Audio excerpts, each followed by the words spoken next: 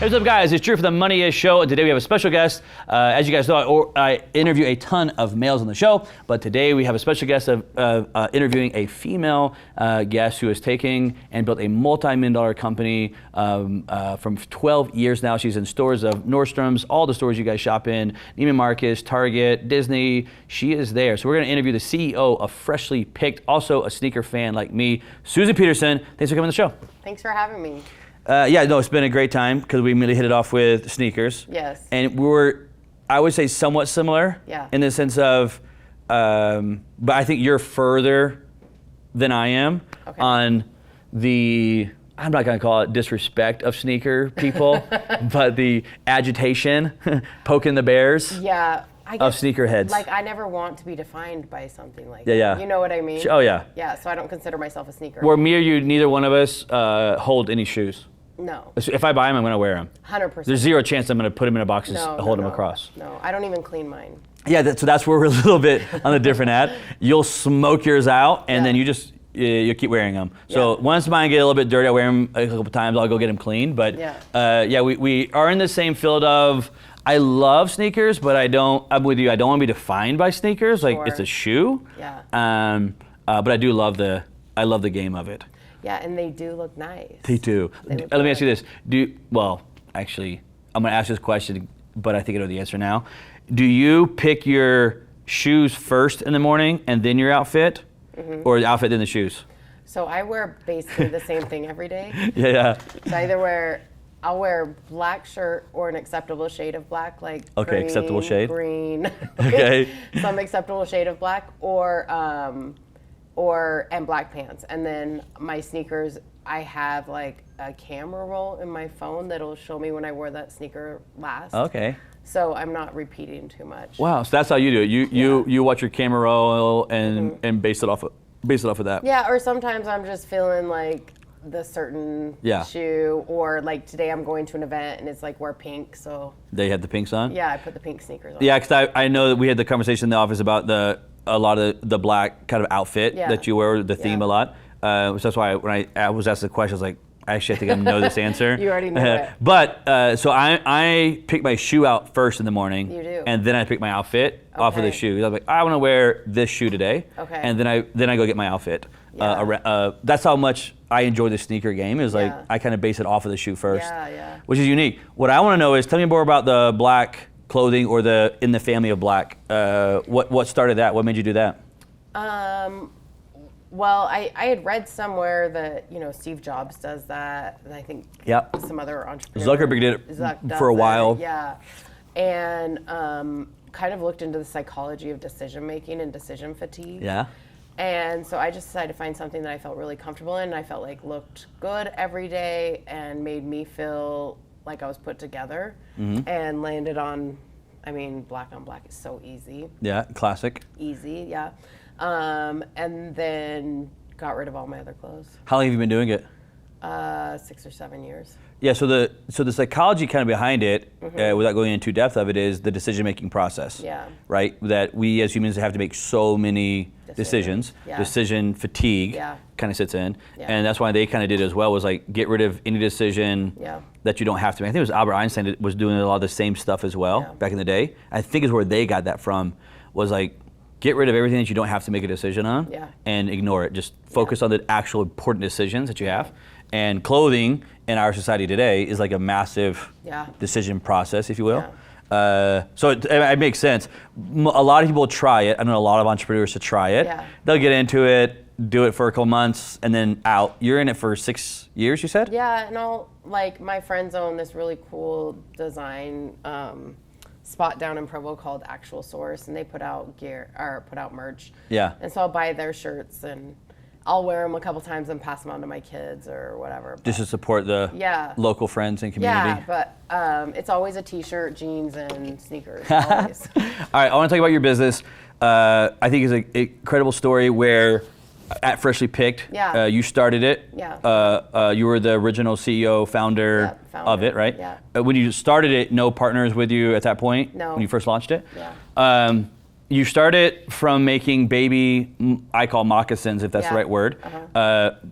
Take us back there, because you've had this like again, if you look at it from, I started with baby moccasins as a mom to I'm into all these major nationwide retailers, the who's who of retailers, really. Yeah. It's an incredible journey path. That's really what I want to spend some time talking to you about. Sure. Take us back to the beginning, though. What was it going through your head?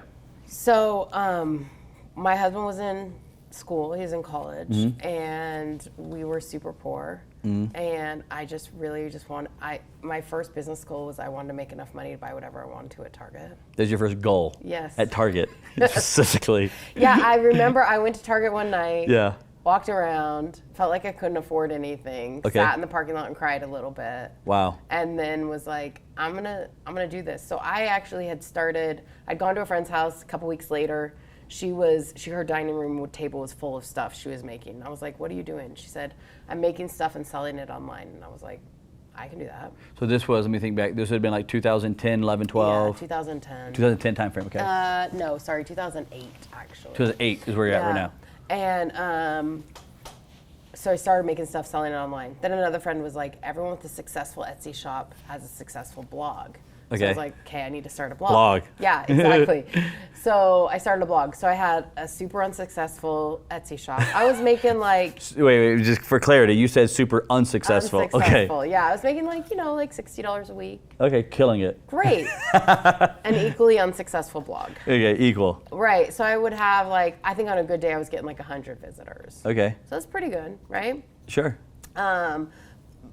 Probably 30 to 40% of those were family members, but still. So when my son was born, I really wanted, you and I talked about this previously, but boy clothes are not equal to girl clothes. Yeah, it's a weird kind of market that's way behind. Yeah, I mean. Compared to baby girl clothes. It's just easier, you get bows, you get ruffles. It's easier for girls. Sure. For boys, you have to be more thoughtful about it. So I wanted a pair of soft sole baby shoes for him. And was this your first baby? My second. Second. No, my daughter was already born. So I made some moccasins, put them on my blog, really had no intention of selling them. And people were like, I'll buy them. Like, I got 7 comments instead of 0 on that post. So and it wasn't family. Yeah, no, that wasn't family. And it wasn't my mom going, Susan, call me. I left a message or whatever. And so I had how I made them was I had this big black leaf bag full of leather that I had swindled out of a lady at a yard sale for $1 the summer before. And so I had scrap leather. So I just was like, well, let me just make 10 and put them in my Etsy shop and just see. So I made 10. Hey, I just put these in my Etsy shop. They were gone, within minutes. Okay. And I was like, all right, this is it. Okay. I had told my husband, I think the summer before, if I could find a product that took off, I know I could make a business out of it. Right. Because I'd seen my friends on Etsy kind of do the same thing. So that was it. And then I just used that whole bag of leather down to nothing, making and selling mocks. Mocks. When you first started, was it mocks for boys only, or did it matter? It was kind of unisexual. Moccasins are pretty androgynous, yeah. They weren't you weren't putting blue or anything on them. It was really just the moccasin. That's the thing. All the soft sole baby shoes out had bears or basketballs or something cheesy on it, and I just wanted a well-designed shoe. Just the moccasin, basically. Yeah. Mm-hmm. So you start off making moccasins. Mm-hmm. I want to go a little bit deeper. Why moccasin? It's kind of a random. Oh my gosh. So my grandma would give us moccasins growing up. So I always loved them. And I grew up in Washington. And it's the Northwest, and there's a ton right outside of Pendleton, Oregon. So there's a lot of history there. So I just started making them and selling them. So you kind of grew up with them, or you got them when you were a kid? Because I don't think I've ever worn a pair of in my childhood. I mean, maybe my mom put me on when I was 6 months, but I was trying to. Where was the background of the moccasins? And it came from you got them from your grandma as a kid. Yeah, and soft soles are actually better for babies to learn how to walk. Because you're born with a fat pad where your arch is. Okay. And it doesn't go away till you're 3. Okay. So everyone will put their kids in hard sole shoes, but it actually messes up your feet more during those developmental years. Is it just that the soft of the shoe is conforming, if you will, with the foot versus? From an evolutionary point of view, we used to just be on the ground, and your foot could fill the whole ground, and it creates better balance and growth of your shoe. Because I know they came out with those other shoes that are the shoe socks looking things for that, and they're hikers wear them nonstop, where like your toes are actually out. Yeah. They're in, but they're, individually like. Those creep me out for some Yeah, reason. I got a pair just to try them. Like, these are weird, but the science behind it is kind of the same thing. Is like, if you're gonna hike and stuff, your foot has the most like senses. Yeah. And when you put a shoe on it, you're kind of getting rid of the senses of what it should do and move and so forth. So you start with these moccasins. Yeah. You go to your blog and sell them out. Yeah. Okay. What's the next step? Now you had the idea, like, oh, this is working. Yeah, and so for me, it was kind of twofold. Like, number one, how am I going to produce these? Mm-hmm. And then number two is, how do I build a community? Okay. So kind of the two things, like where are my consumers hanging out? Who is the end consumer for this? And where am I going to produce these? So for me, it was like, I need to hire someone to help me sew these, because I was sewing, photographing, shipping. One man operation. Doing it all. And I did that probably for, a good 2 years while my kids were really little, and took my time. But I quickly hired someone to help me sew, and she would just sew from home. Okay. And it was great. And then the other thing was, probably a year after I started sewing the moccasins, Instagram came out, or people started really using it. Yeah. And I remember I was at my friend's house, and she was breastfeeding her baby, and she was like doing this one finger scroll on Instagram. And at the time, there was no other one finger scrolls. Everything required like 2 fingers. And I just was like, oh my gosh, new moms are going to hang out on Instagram, because moms need to do stuff with one hand. Yeah, all the time. So I just was like, forget Facebook. You left MySpace. Twitter. Yeah, exactly. Forget my blog even. I'm all in on Instagram. Interesting. So you even kind of left your blog around that time frame and stopped the blog. And was that blog more of the old school traditional, I'm going to write paragraphs about something? Code in the HTML. Yeah. So you kind of cut all that and went to Instagram when it was launching or taking off more. And is that around the 2012 era, you said? Yeah. Well, no, it was probably like 14, 15. Okay. Yeah. As you started doing that? 13, actually, 13. 13 when you start doing that. And now you got a person that's making the shoes from you. Is that what created the next level of like growth? Was the social media, Instagram following? Yes. So kind of 2 things happened at once, actually. So I think it was 2014, I can never remember, 2012, I was like, okay, I want to get to 10,000 followers, because you got a K. Yeah. When you got to 10,000 followers. So I worked my ass off. Can I? Yeah, okay. Of course. I worked my ass off that year and got to 10,000 followers at the end of the year, like December 30th. And you didn't buy them on Fiverr? No, there was no such thing back then. You couldn't do it. Yeah. So I got to 10,000 followers, and then by May of that year, I was already at 30. Like, it was just exponential after that. And so I'd never put my product on sale before, and I was like, I'm gonna try a little sell. On Instagram? Yeah, through my shop, but just no other. But this was the first time you kind of did it. Yeah, we didn't even have a email list at that time. Okay. Like, I mean, we had emails sitting there, but not organized into a list. And at the same time, I had gone out to California and met with a manufacturer, and we had placed our first PO, which was for like 200 pairs of like cherry or something, like a red pair, right? And so that was coming in, and I was like, well, we're right now like made to order. Let's just like have a sell and just see what happens. Yeah. So we put up 25% off. That's it. Okay. And it was insane. Within hours, I sold 2,000 pairs of moccasins that I didn't have. No, almost 3,000. Sorry, that I didn't have leather for, that weren't made. That like I had 200 coming, but not like it was like a 10. 2,000. Yes. Moccasins. And we only had 30,000 followers at the time. Wow. So it was like a huge conversion, Were the sizes still for babies still? Yeah, it was like, we go from newborn to size 7, which is like almost 3. 3 years old. So it was still there was a category there. Yeah. So even the 30,000 followers, they'd had to still have a baby between that age group to fit in. And you sold 2,000 of these moccasins on Instagram. And they weren't made. Yeah. And I had money sitting there. Problem number 1, right? Yeah. So now we have these are the growth problems that a lot of times as an entrepreneur, when you start, you're like, oh, I'm going to go do this, I'm going to do this, and you don't ever think through the problem that you just freaking ran into, right? How do you solve it? What do you do? Well, so I cried. Step one. I'm not joking. Like, I was super overwhelmed, and it felt like I can't have people's money sitting here. Yeah, like this guilt of. Yes. Yeah. And not give them the product. So I called my friend Noelle, actually. She's like amazing in business, just is most recently like ran marketing team at Stance Socks. Wow. Killing it. Great company as well, right? Yeah, she's amazing. And she's amazing. They're amazing. And I called her and I was like, well, I don't really know what to do. Like, this seems like a big problem. And I was crying to her on the phone and like snotty and just like, I was so overwhelmed.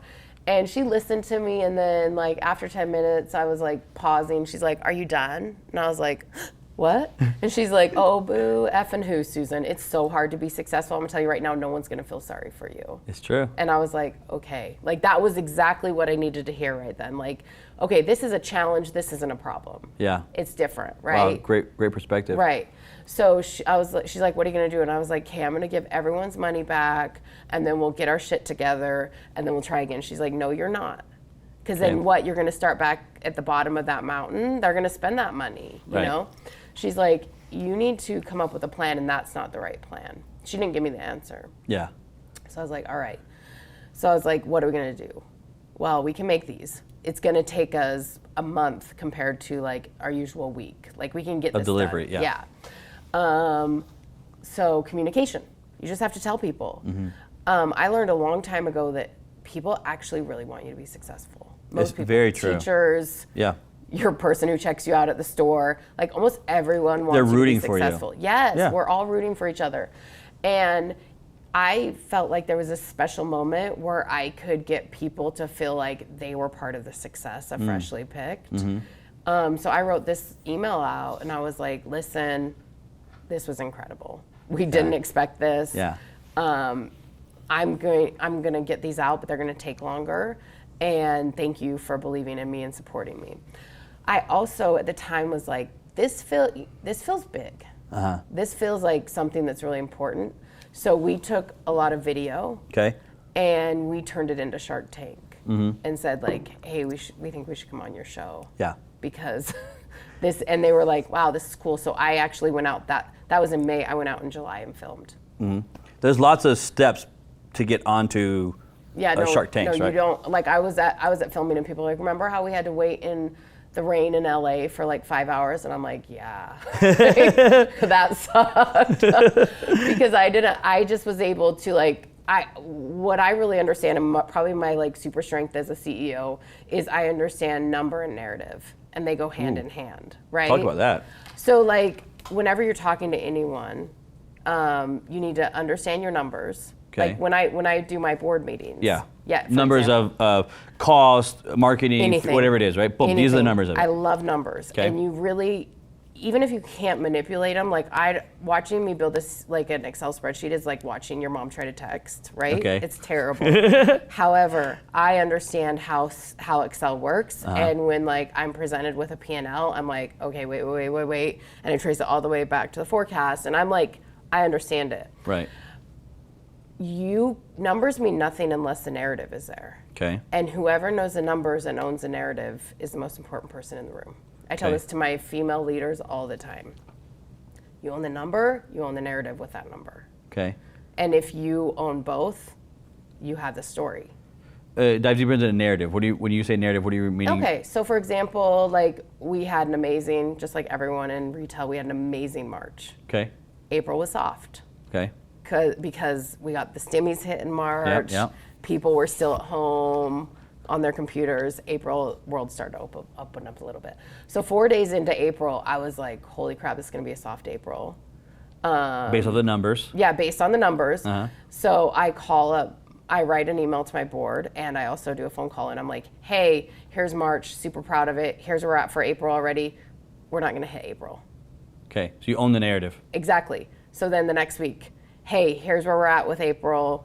Here are the things we're working towards. We're not going to hit our April goal. Mm-hmm. 4 times I did that. Okay. Numbers come out in April.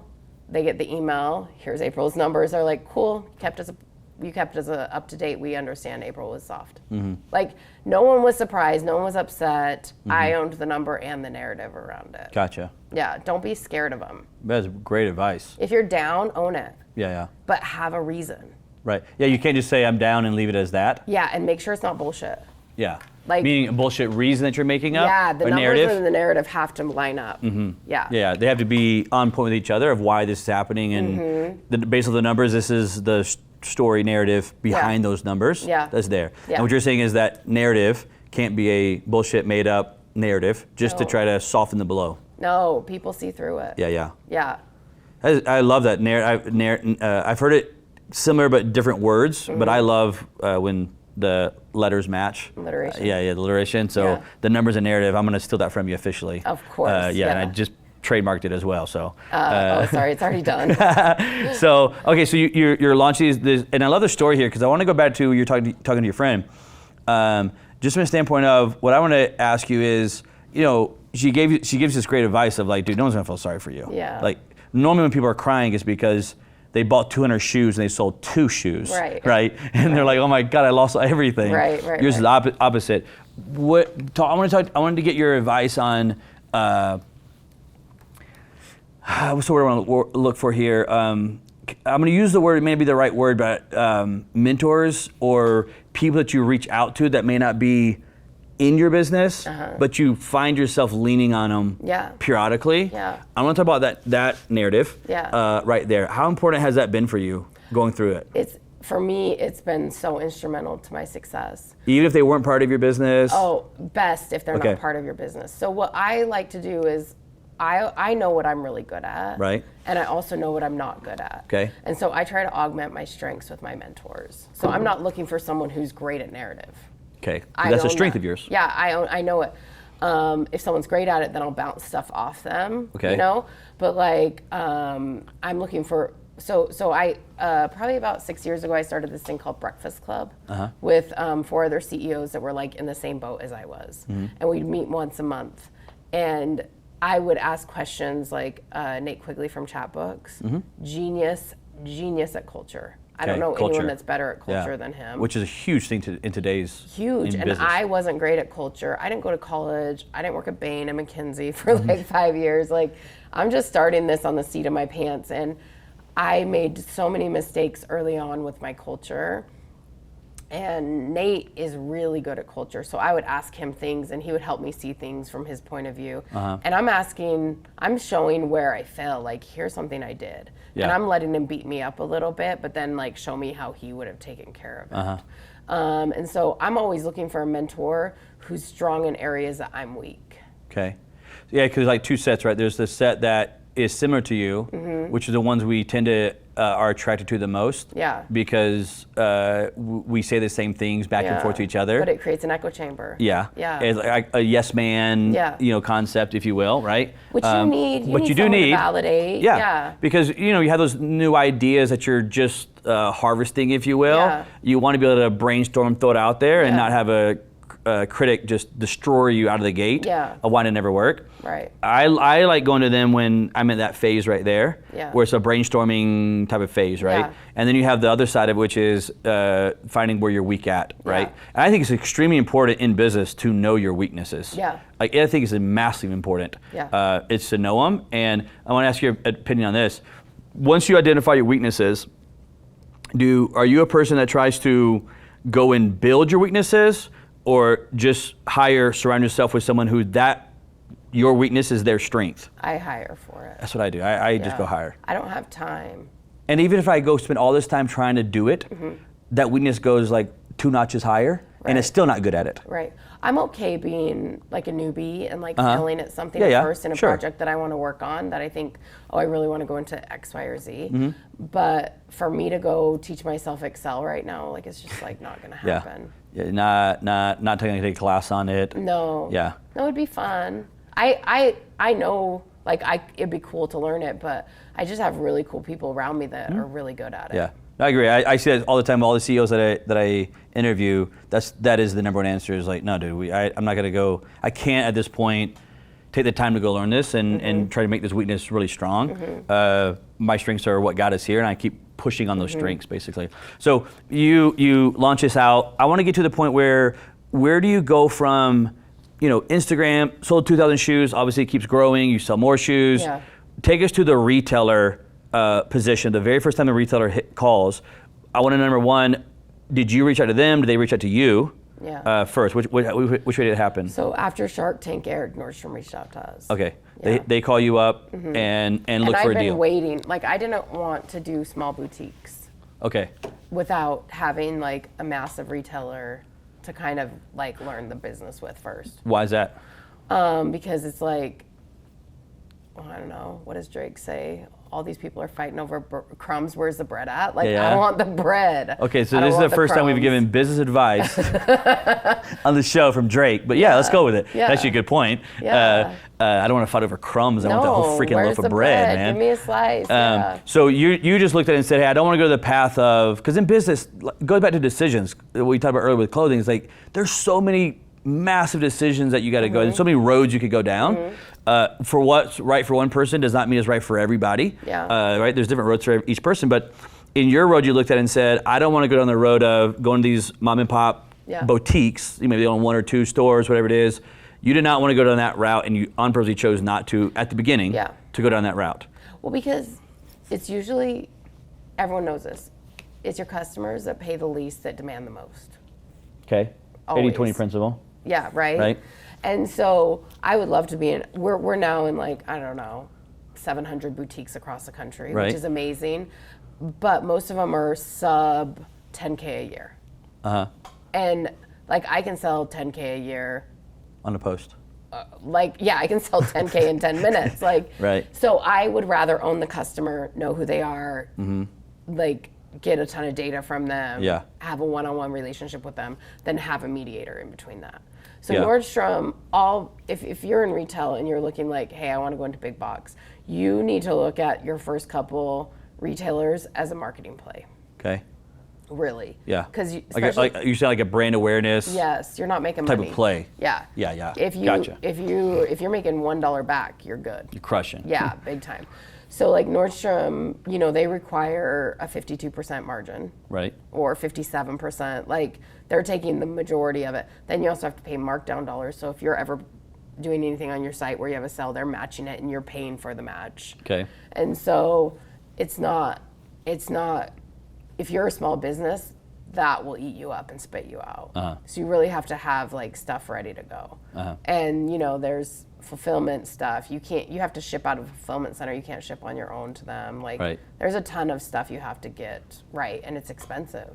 So you're looking back at it, and you're still in Nordstrom today, but looking back at the beginning of it, what I hear is the advice of, one of the pieces of advice I hear is, when you first get into it, it's really a big branding awareness play of who, in your example, Freshly Picked is. Yeah. Because those people that either A, buy it, or B, are looking at it, you walk, I can't tell you how many times I walked down, saw something, stopped for a second, left, but then later on went and looked up Freshly Picked, for example, on Instagram or something, and I might have ended up buying it off of your website, just out of time of the day or wherever it was, right?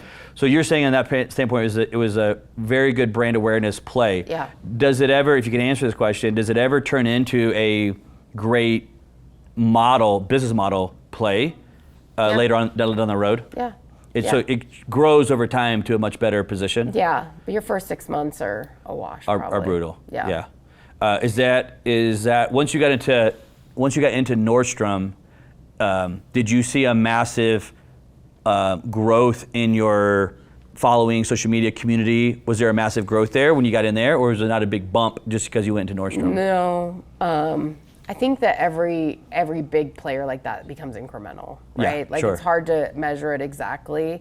However, for us, we were able to shout it from it legitimized us. 100%. So the amount of credibility and tons of street cred. Yeah.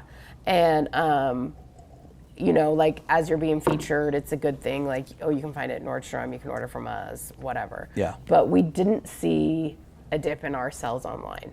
So it became an incremental. A plus, not a wash. Yeah, exactly. From where you were. Yeah. It actually pushed you up. Right. Which you would think you could make the argument thinking at it that if you have in Nordstrom and you're all these different stores, and now you're in Nordstrom and Target and I think it says 800 or 700 boutiques, that you're going to dilute your sales. Yeah. But in this example, you're talking about Nordstrom, you actually guys saw a bump up, not a loss of customers from your own site. Yeah. Yeah. Which is good, because that means it's customer growth, expansion into it, right? Yeah. That eventually most of those, especially the day that we live in, I feel like most of those over time, if they wanted their product, kind of circle back to you versus circle back to Nordstrom in the most part. Yeah, I mean, it just, like, during anniversary sale, we're not going to get any of the Nordstrom buyers buying from us. Yeah, of course. They want their points. They want the points. They want the Triple, points. quadruple points. But there's like stuff that, like, we only sell Disney on our website. You can't get Disney in any retailers. Yeah. Or we only have certain colors on our website. So there's definitely like a pullback to freshlypicked.com. Yeah. No one carries our full line.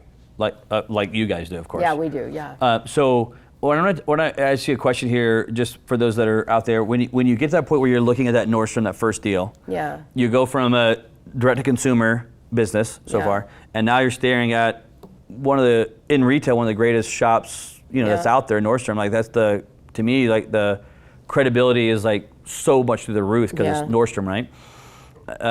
And did you, when you were negotiating that deal, the package that you put together there, did you bring somebody in to negotiate that, or did you just keep doing it yourself when you hit that level? Yeah, well, I mean, before I even brought on investors, I had a board of advisors. Okay. And one of them, he was really good at negotiating. That's why I brought him in. And so he actually helped me negotiate the Nordstrom deal. He helped me negotiate my Shark Tank deal that we didn't end up closing. He helped me negotiate Disney. He helped me negotiate like a ton. Yeah. I know you're on the Shark Tank. I don't know how much you're allowed to talk about, not allowed to talk about. Can you talk about, can we bring up the process of not kind of before it, but while you're kind of on it, and then the aftermath of it? Yeah. Are you allowed to talk about any of that? Yeah, I mean, it's been 7 years, so I can talk about whatever. First, what was the, I think everybody wants to always know, what was the immediate feeling of walking out there, seeing any initial shock, or is it like, oh, whatever? So my friend's actually, he's going to go film on Shark Tank in a couple weeks. Cool. And so I've been helping him get ready. Get prep, yeah. I thought I was good. Okay. Like, being on reality TV is actually traumatic. And I'm not trying to be like, but it's a trauma for you emotionally. Yeah. So I'm pretty even kill. Like I have. Yeah, you are for sure. Yeah, like my energy is like the same. Smooth. And I have good story. Like I have really good stories. Narrative. I'm good at stuff. Yeah. And so my producer was trying to get me to be emotional. Every day. Every time I saw him that day, he gave me a Red Bull. And by the time I went out, I could like see the air molecules. I was like so high on caffeine. And it was amazing. Even when I was getting ready to walk out, they messed with me. Because you like open the doors, you walk through the Shark Tank, you're out there with those guys. They were like, they opened the doors and I took one step out and they pulled me back. Like he grabbed me by my jacket and he's like, we can't hear her mic. And I was like, I'm gonna throw up. Like I've had too much caffeine, too much adrenaline. They gave you caffeine with Red Bull with no food. Yeah, I was like, Bill, get me a bucket. He's like, you're not gonna throw up. And I'm like, keep telling. So I didn't throw up, but it was so nerve wracking. They really were trying to get me to like show emotion. Yeah. I got out there, I stumbled over my like intro, but then once we got into it, I knew my numbers. I had my narrative down. I had I'd watched, I think I was on season 6. So I'd watched 5 seasons of Shark Tank, written down every single question, had an answer for that question, made flashcards. So I just knew top to bottom. I love that. And it's really nerve wracking. It's really crazy. They loved me. I got a really good edit. And so it ended up being a wonderful experience for me. If you remember, what were the sharks that were there? Mark, Damon, Kevin. I love Kevin. Lori, and Robert. Robert, okay. So those were the five there? Mm-hmm. Who eventually made you the offer? Damon. Damon. But I offered Kevin a kiss. You know we're business partners with him here. You are? I have a crush on Kevin. Oh, I can get you a meeting, no problem. Let's One-on-one do meeting, it. no Yes, problem. Like, please. no problem at all. It's actually my husband's one fear. It's Kevin O'Leary? Kevin O'Leary. I'm not going to say it's the hall pass, but it could be the hall pass. Yeah, no, I don't have hall passes, but he probably would be one of them. That's awesome. Yeah, I'm happy to introduce you if you want to meet him. Yeah. So, but I noticed that you talked about, you went through it, you got the deal. Yeah. I just can imagine as an entrepreneur, the amount of like total overwhelming joy and excitement, all the emotions you're going through. You walk back to the door, Yeah. And of course, even the days after that or so forth, but then the deal kind of falls apart. So it wasn't fall apart is not the right word. Okay. Like, we talked to Damon up until probably a week after the show aired. Okay. And it didn't end up being a good deal for me. Okay. So I walked away. You walked away from it. Mm-hmm. And when you say it wasn't a good deal from you, just maybe as the dust settled of the stars, lights in the room, you stepped back and looked at it again and said, wait a second, I'm not sure that's the exact path I want to take. I have a theory, and maybe Shark Tank wouldn't like this, but I think that it actually, what happens on the show and then what you negotiate after, I think the Sharks, they're busy. Like, these aren't investors who have a portfolio of like $1 billion invested. Like, Mark owns like a basketball, like Mavericks. Yeah, he owns a basketball team. Barbara's doing lots of stuff. Like, everyone's busy, and so in order for and again, back to bread and crumbs, like, these deals are usually crumbs for them. Right. And we're like, as an entrepreneur on there, like, what I wanted from the deal was a lot. Like, I wanted to lean on Damon's name. I wanted to be able to do something. Like, I wanted a lot of stuff. Right. And he's like, this is a small amount of money for me in terms of my investments. You know what I mean? Mm-hmm. So do you remember what the amount was? Yeah. Are you allowed to say? Yeah, I think it was 125. Yeah, so he's looking at it saying, from his perspective, you're asking a ton of stuff. Yeah. Let's say for me personally, right? Yeah. And he's like, at 125K, it's not, it's small in my from my totem portfolio. pole. This is my Dollar General, right? This is not my Nordstrom. Right. This is Dollar General entrepreneur. And so I think that they usually come back and ask for a little bit more. Interesting. I've heard that. I have heard that. And for me, like, I felt like I was on a good trajectory, and I felt like, actually, I don't need this. Yeah. Like, freshly picked, flushed with cash. So I really have a lot of respect for Damon, and I think what he's doing is amazing. I think he's an incredible entrepreneur, but it didn't feel like a good deal for me. Sure. So how hard was it to walk away from it? I mean, that's a big thing. Like, you're on Shark Tank, you got the deal, which most people, A, never get a Shark Tank, B, never get a deal. Yeah. You got both, and then at the end of it, you're like, nah, I'm out. I'm not going to do it. Hard decision? Yeah, it was tough. Mm-hmm. Because it's like, it also felt like I had a bird in my hand. Yeah. You know what I mean? Mm-hmm. And I was walking away from something that was guaranteed for like something that was maybe. Yeah, still so it was stressful. Yeah. It was like a very nerve-wracking Again, decision. it goes back to those decisions that we talked about at the beginning, right? Yeah. Like, so many of them in business that points you in different trajectories and definitions in life, in business especially. Well, and there's very few Shark Tank companies that are still around. Yeah, when you go back and like do the little bit of the digging and research, it's there. Because it is a TV show first. Sure. And it's made for entertainment. Yeah, and you're being cast as like yeah. They have an idea of who they want to cast. I went on as like the mom who started a baby business. That was my role I needed. And there's a niche they look for the viewers to identify with and relate to and so forth. Yeah. Right. As a mom who started it from her I would say basement, but started kitchen table and launches out from there. Yeah. It's a great narrative for them to get viewership. Yep. Right. So it's a win for them on that side. Just wrapping up here, you're at the point now where you're in all these boutiques, you're in all these different, every retailer, pretty much the mass ones that are out there. Yeah. You're still massive direct to consumer though. Yeah, big time. It was kind of, I think you said earlier, one of your main majority driver is still 70% direct to consumer. You have now went from moccasins to many products. Lots of categories. That you're inside of. Where do you kind of see it right now? Where do you see it headed? Where's your kind of vision with it? A little bit more, to a certain degree, long term? Is it more products? Is it more direct consumer growth? Is it trying to open up your own stores now? Where do you see it at? Anything? Well, for me, there's like a couple categories that I still really want to go into. One is sleep. We dabbled in sleep category, but we're gonna go into that in a major way over the next 12 months. And then expanding our diaper bag. We're #1 selling diaper bag in Bye Bye Baby and Nordstrom.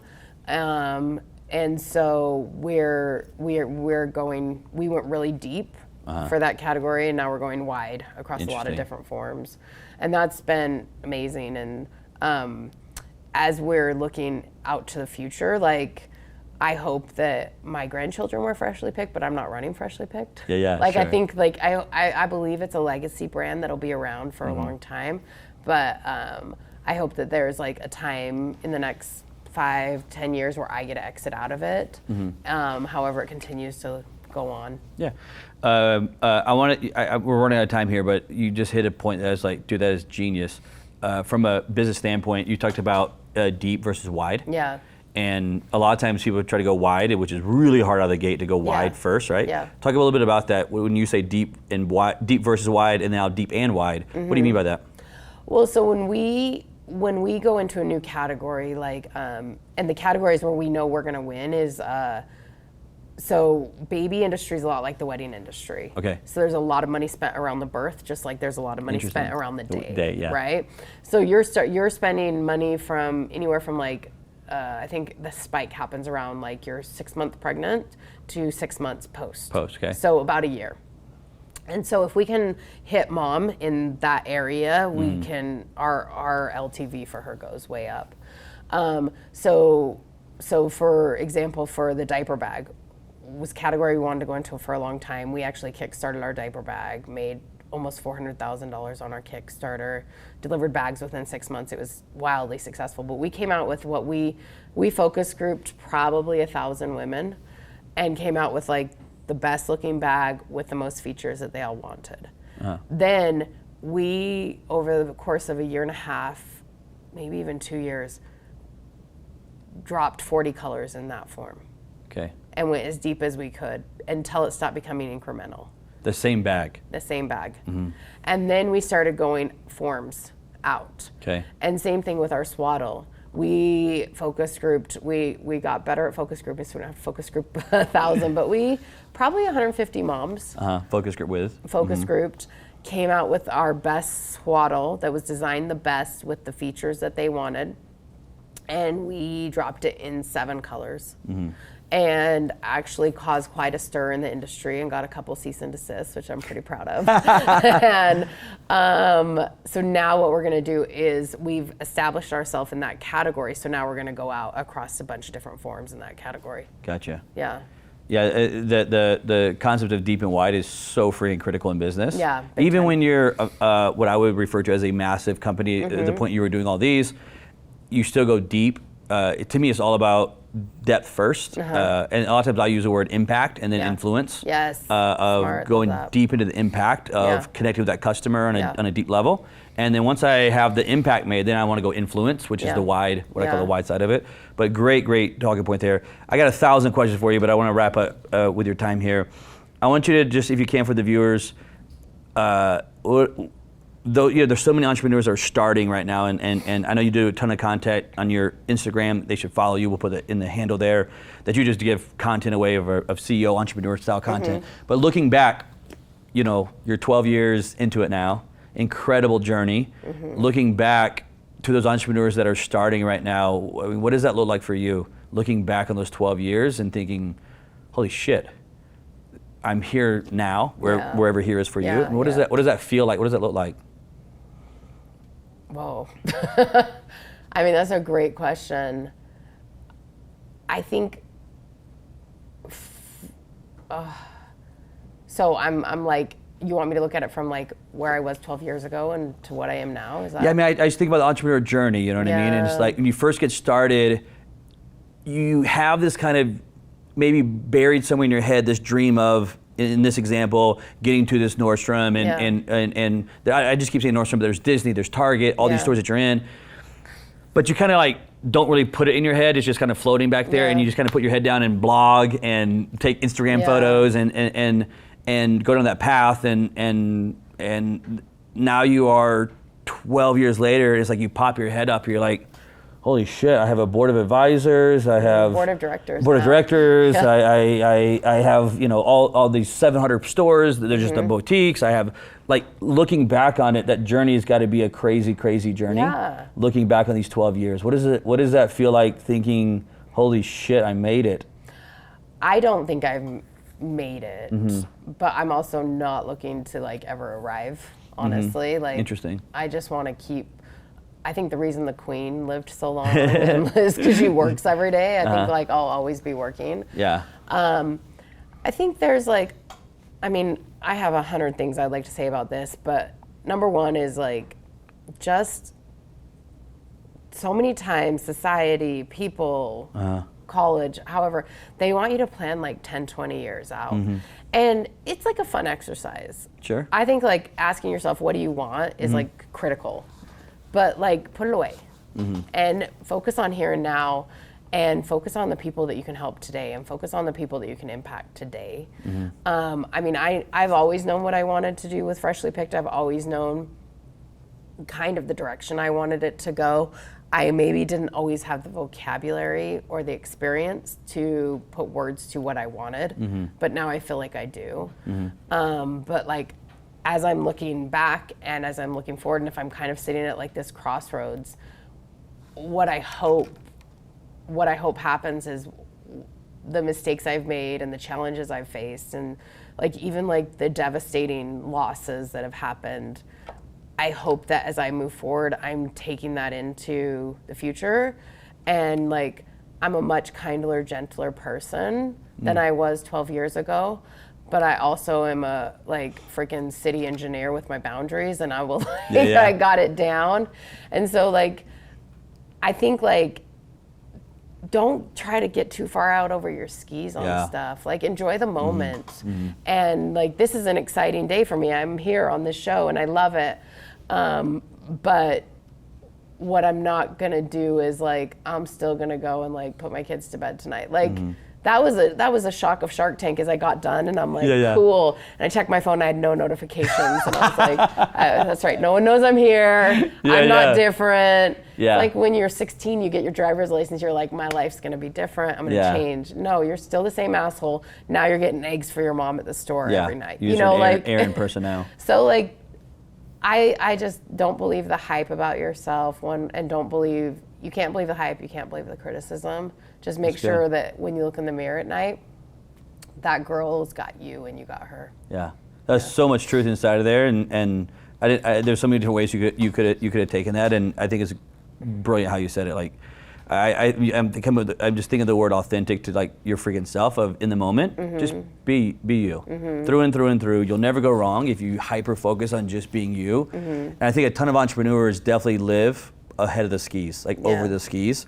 I struggled with it for a long time of always down the road and never being able to enjoy what I had accomplished and what I had built, or always thinking it wasn't good enough, it wasn't, you know. And then it's funny because those who know you and watch you grow up, you know, your family, friends, whatever, are like blown away and so happy for you, and then you're over there almost miserable at some points, thinking, it's not where I want to be. I want to be down there. And it's like, there's so much value in living in that moment and looking in the mirror at night and knowing you are that person. And well, you read like Forbes or whatever, and it's like in 2 years, this company, and it's like, okay, let's talk about how they're massively, like they raised a ton of money. They don't have any revenue or EBITDA. Like, let's also read that into it and like, stop comparing yourself to that. Like, you're successful. You're killing it. This is amazing.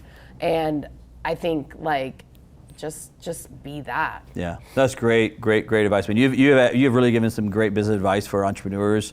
That's also what you do again on your Instagram, which is a ton of sometimes cool advice. A lot of it's my husband cooking or me, whatever, selfies. Like, it's just fun stuff. So again, I want them to follow you. Last question we have for you is the money is question, and we have you here with your with a sucker. And that's a sheep. I take a shoe picture on every day. Yep. Yeah. And so why don't you fill it out right here, sit right here in your lap, and then you'll sign it below. So let me give this to you there. Here's the Sharpie. And don't say the answer then. Okay. I mean, you'll talk about it together.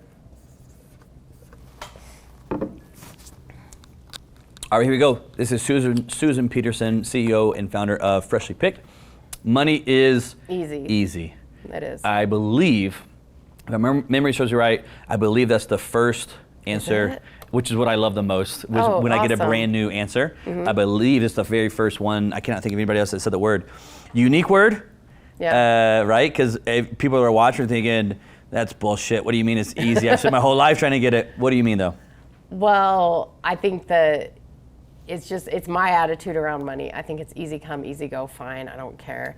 I feel like I'm a steward over my money. I don't think it's actually mine. And for me, it's easy to make money. I love making money. I love it. I think there's a point there. The first point, the second point I just had with you, which is I like a lot, which is I like to make money. But the first point is I think that when you talk about money is easy, it's like I think about when people chase money is when it gets really hard. When their life is about the money. Where one of the sub points you made was that you feel like the money's not yours, you're a steward over it. Which means it kind of has a theme of like you're not living life for money, you're not living life to go get money. It's a byproduct of what you've created. But I'm good at it, so I like to do it. And then there's the second part that I want to talk about, which is those comments you were making, like, I like to make it. For me, money's easy to make. I like to make it. I think that's actually part of what's really missing in entrepreneurs. Is that piece right there of just claiming it. Like there's this background when you grew up poor of almost being afraid to say it. I grew up believing the money was the root of all evil. Of course. And when first time I made my paycheck, I think I was 14, I was working on a potato truck. Like you separate the rocks from the potatoes. And I got my paycheck and I was like, oh my gosh, I'm so rich. And when I started telling myself, no, I love money, I love making money. In fact, my son's Mother's Day card this year was a poem about how much I like to make money. And I was really proud of it. It changed it for me. Like I owned it. I agree, you own it.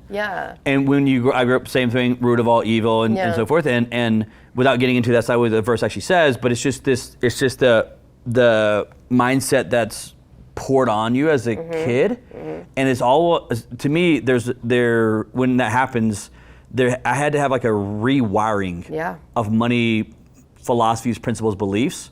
And one of them is, I like money. And I'm not afraid to like say it and claim it. And a step further, I actually love money. I love money because not because I'm chasing it, because of what I can do with it.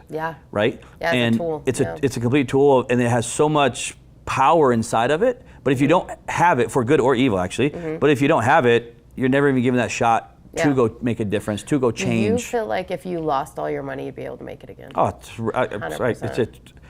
It's like not even like a. Sometimes I think in business I've in the past have on purposely collapsed them, I'm gonna go do it. But it's hard to kill a business, though, don't you think? But I think a lot of entrepreneurs then start moving into the scarcity mindset of like, when they still live with the idea of not just freaking claiming and saying, no, I'm good at making money, and they live still behind that kind of barrier of it.